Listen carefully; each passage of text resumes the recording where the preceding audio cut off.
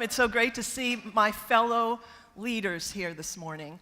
Getting up on a Saturday morning is a real sacrifice, and it shows it's a hallmark of a true leader. I'm often asked, Dr. Rita, what is like the greatest competency? What's the skill I need to really survive and thrive as a leader today? And I say, well, that's really easy. It's good judgment.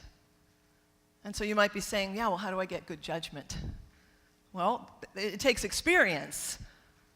And they'll say, well, how do I get experience? And I say, well, actually, that means you have to have some bad judgment. And it's the learning about the bad judgment that helps us grow, because we all have what I like to consider blind spots. And a part of this day is amplifying your strengths, but also as you study each other, it's realizing we all have blind spots. We have room to grow. So as a pilot, I want to take you on a journey. This is an ability to see the world. You can take off. You can have many legs on a journey. Do I have fellow pilots here, by the way? Fellow pilot wannabes. Yeah? Neat. So, it's really interesting. I walk around and look in business. I get to walk up and down the halls and look in offices.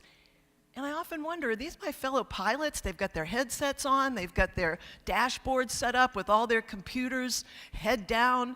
And I think, understanding life as a cockpit, where you are, you have some sense of being in control like I do as a pilot when I'm flying. So let's talk about this. Now, that is me actually in front. I'm not piloting the large plane. My husband is a U.S.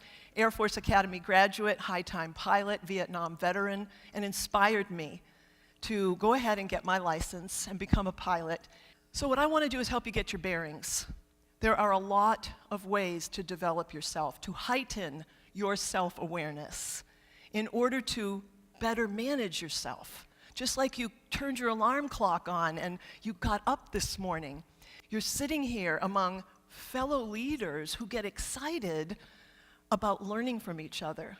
So I follow a lot of people today that are studying. I've spent the last almost 20 years of my life studying the millennial generation.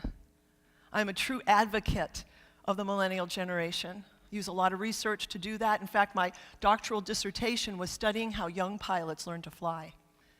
You cannot fly blind if you want to be a great leader, especially leading this next generation who desperately needs your voice.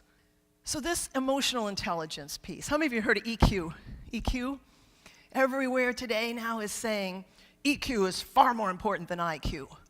Well, that depends. But the fact is, and we know from research, that people get hired for IQ and get fired for a lack of EQ. Because emotional intelligence is about getting along with others. So many people are amplifying this message of emotional intelligence. But it starts with you have to know yourself. You have to be able to monitor yourself. And you can't do one size fits all. Everyone is so unique. You have God-given talents that you see in each other. How do you speak them into each other? So that you understand, how do I help you stand into this role? How do I help you understand it? Because see, all of us, by the way, this isn't just like a young person's problem.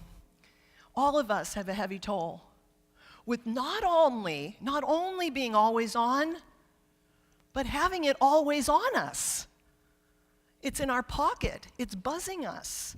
So you live in a world, though, where you're tied, you're tethered, you love this extension of your body, this tool that comes in many different forms, flavors, colors.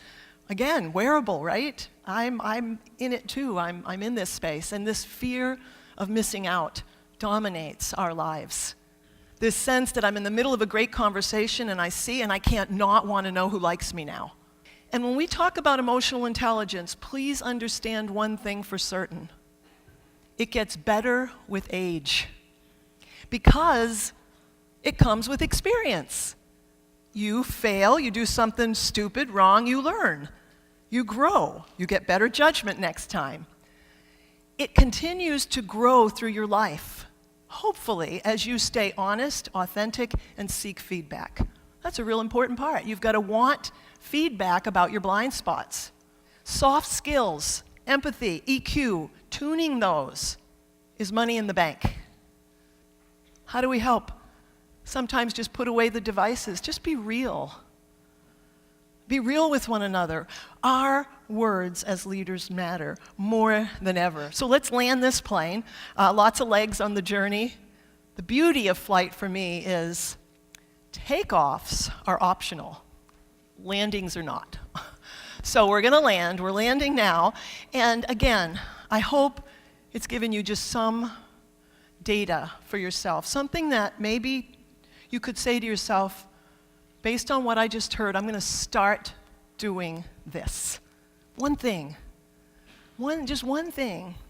And, or maybe you say, I'm going to stop doing one thing. I know I do it. And if you do, ask someone, does this bother you? Tell me more. I'm interested to know, is this a blind spot? Back to this idea, your words are powerful. How do we help? Show young people we care. We can help change our world. See, if right now this has changed you in some way, just anything that helps you change, and you tell someone something that helps you change, helps them change, they could teach a group they're working with, that might change them. Eventually, maybe we could change our words, change the world.